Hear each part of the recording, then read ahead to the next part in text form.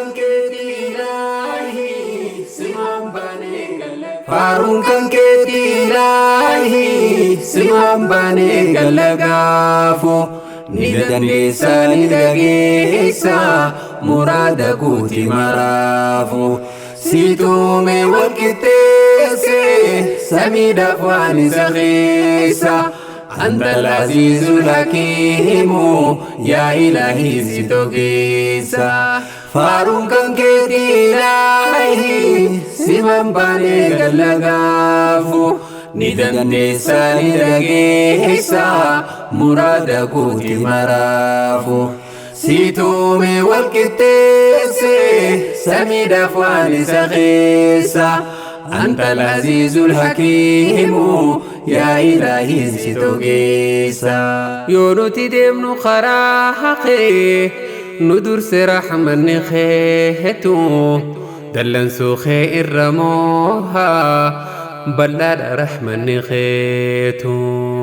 Kan tuffatamu hin jiru tawbatee dhufnan garaa haqee banaadha halkanii guyyaa hin cufamu juhulaan kee. Suulu salkaanii gad bu'ee gara samii addunyaatti harka ofii caaltu sana gad diriirsee gabrootaatti.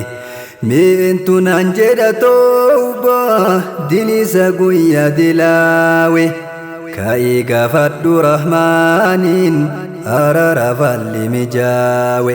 Ni dhaqqabaa uumamtoota bal'inni rahmata keeti. Khansii buleef khansii diideef ni jiraachifta yaa mootii. Akka wallaalleen dhamaahane nuuf ergite ergamtoota. Akka gabroonni si maahane gadin jennee uumamtoota. Faaruun kan keeti Ilaahi simaan baanee galla gaafu. Ni dandeessa ni dhageessa muraada guuti maraafu. Situume walqixxeesse samiidhaaf waan isa keessa. Anta al-Aziizul Hakiimu yaa Ilaahi si togeessa. Yaa Kaaliqaa uume daachiif hunduma waan ardi keessa. Sulula garaaf laggeeni ajaa'iba ogummaansa. Yaa kan bareechuu samaawaat urjii halkan gadeefuun mootii illi isa jaabaa waa tokko yoo jalalluufu. Nuuf kannitee diin islaamaa rahmata keetiin badhaasa. Galanni keentoo muraahamu rabbii qiyyaa ansi faarsa. Rabbii gabroota hundaafu rizqii isaa adda baasu. Namni dhugaan sitta maahane har'a boruun qabu naasu. Siif qofa gadi jenneetoo si qulqulleessi namooti. Nuuf araaramta Ilaahi sitti dheessini kunooti. Kan ansi faarsuuf rabbii koo si haqa godhata faaru. Mootumni keettu zalaalam kan hundi hin turuwaaru. Faaruun kan keeti Ilaahi simaan baanee galla gaafu. Ni dandeessa ni dhageessa muraada guuti maraafu. Situume walqixxeesse samiidhaaf waan isa keessa.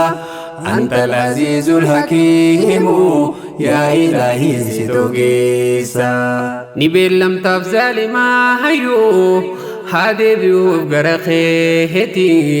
Qabaan kan keetu jabaa haadha hin jiru kan akka keeti. Kophaa gootaa waa hundaa hayyuu namni tokko sitti naahanu. Feetu shumtee feetu shaharta argaa jirra nuti jaanu.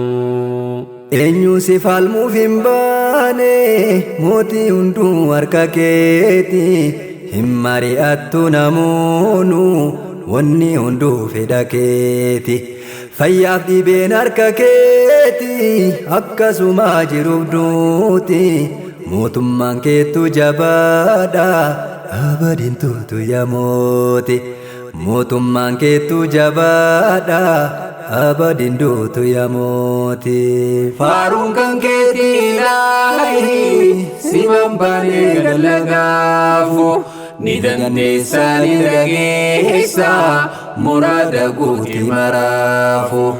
Situume wal qixxeesse samiidhaaf waan isa keessa anta al-aziizul hakiimu yaa ilaahi si togeessa.